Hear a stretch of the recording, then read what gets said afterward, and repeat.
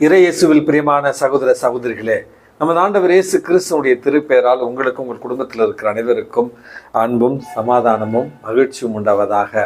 அன்பு மிக்கவர்களே, கடந்த ஆண்டு போல இந்த ஆண்டும் நம்ம ஒரு 200 ஏழை அனாதை விதவைகளுக்கும் சிறுவர்களுக்கும் கிறிஸ்துமஸ் அன்று ஒருவேளை உணவும் அவர்களுக்கான உடையும் கொடுக்க நம்ம முடிவு செய்திருக்கிறோம்.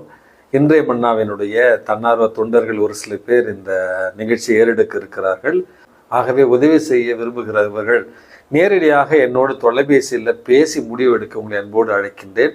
தயவு செய்து யாருக்கும் எந்த ஒரு சூழ்நிலையிலும் பணமாகவோ பொருளாகவோ அனுப்ப வேண்டாம். உங்களுக்கு உதவி செய்ய வேண்டும் என்றால் நேரடியாக என்னிடத்தில் தொடர்பு கொள்ளுங்கள். நான் உங்களுக்கு ஆலோசனை வழங்குகிறேன். நவம்பர் மாதம் 15ஆம் தேதி தாயாம் திரு அவை புனித ஆல்பர்ட் த கிரேட், பெரிய ஆல்பர்ட் என்கிற புனிதருடைய நினைவு நாளைத்தான் கொண்டாடுகிறது. திருச்சபையில் ஒரு சில பெயருக்கு முன்னால் தான் பெரிய அல்லது த கிரேட் என்கிற அடைமொழி நமக்கு கொடுக்கப்படுகிறது.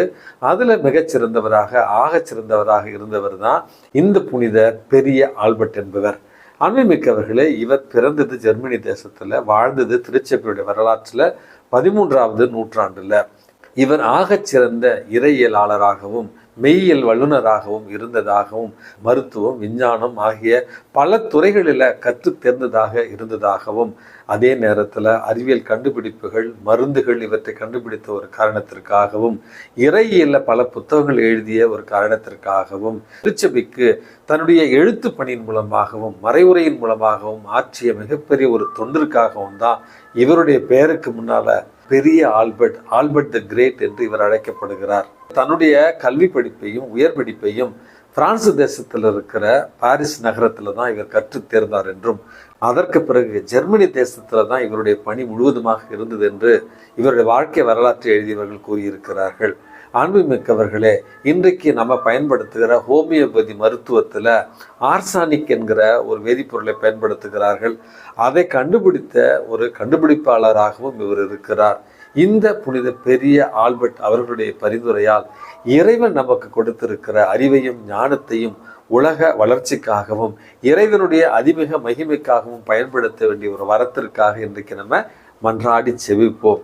அன்புமிக்கவர்களே, இன்றைக்கு நமக்கு கொடுக்கப்பட்டிருக்கிற நற்செய்தி வாசகத்துல நமது ஆண்டவர் இயேசு கிறிஸ்து ஜெபத்தின் வல்லமையையும் நாம் தொடர்ந்து விடாமுயற்சியோடு ஜெபிக்க வேண்டிய ஒரு அவசியத்தையும் இன்றைக்கு தெளிவுபடுத்துகிறார். அதாவது, கடவுள் மீது நம்பிக்கை இல்லாத, கடவுள் மீது அச்சம் இல்லாத, மனிதர்கள் மீது கொஞ்சம் கூட இரக்கம் இல்லாத ஒரு நடுவரிடத்துல கைம்பன் ஒருவர் தனக்கான நீதிக்காக மன்றாடுகிறார். அந்த நடுவர் நீதியற்றவர், கடவுள் மீது அச்சம் கொள்ளாதவர், மனிதர் மீது இரக்கம் இல்லாதவர். இந்த பெண்ணிற்கான நீதியை கொடுக்க மனம் இல்லாவிட்டாலும் தொடர்ந்து தொந்தரவு செய்கிறாள் என்கிற ஒரு காரணத்திற்காவது அந்த கைம்பெண்ணுக்கு நீதி வழங்குவார் என்கிற ஓமையைத்தான் இன்றைக்கு நமக்கு சொல்லியிருக்கிறார்.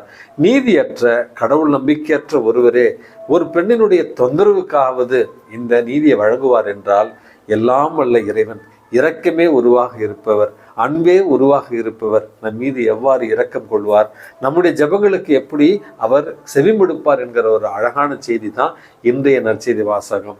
என்னுடைய இந்த குருத்துவ வாழ்க்கையில பலரை சந்தித்திருக்கிறேன். ஜெபத்தினுடைய வல்லமையை கண்ணீரோடு அவர்கள் கூறியதை நான் கேட்டு இருக்கிறேன். நாகையில் இருக்கிற வேளாங்கண்ணிக்கு பலமுறை சென்ற பொழுதெல்லாம் அங்கு நேரடியாகவே ஜெபத்தின் வல்லமையை நம்மால் காண முடியும். சாட்சியத்தை கூறுபவர்கள் 1 ஆண்டு இல்லை ஃபாதர், 10 ஆண்டுகள் நான் இந்த அன்னையிடத்துல பரிந்துரையை கேட்டு இயேசுவிடமிருந்து இன்றைக்கு குழந்தை பாக்கியத்தை பெற்றுக்கொண்டேன், கடன் தொல்லையிலிருந்து விடுதலை பெற்றிருக்கிறேன், உடல் நோய்களிலிருந்து நான் விடுதலை பெற்றிருக்கிறேன் என்று நேரடியாகவே பலர் சாட்சியத்தை என்னிடத்தில் கூறியிருக்கிறார்கள்.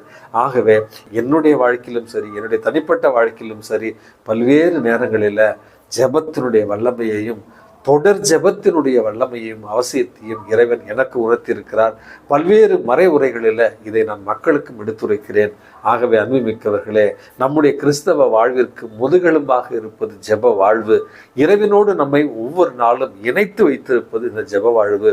ஜெப வாழ்வு என்பது எப்பொழுதோ ஒரு முறை தேவைக்கேற்ற மாதிரி அல்ல, மாறாக ஒவ்வொரு நாளும் சுவாசிப்பதற்கு நமக்கு ஆக்சிஜன் தேவைப்படுவது போல, ஒவ்வொரு நாளும் நாம் நலமோடு வாழ்வதற்கு உணவும் தண்ணீரும் தேவைப்படுவது போல அன்றாட பழக்கமாக, அன்றாட தேவையாக இந்த ஜெபம் இருக்கிற பொழுது, அதுவும் தொடர் ஜெபமாக, இடைவிடாத ஒரு ஜெபமாக, விடாமுயற்சியோடு கூடிய ஒரு ஜெபமாக இருக்கிற நேரத்தில் இறைவன் நம்முடைய ஜெபத்திற்கு செவிமடுப்பார்.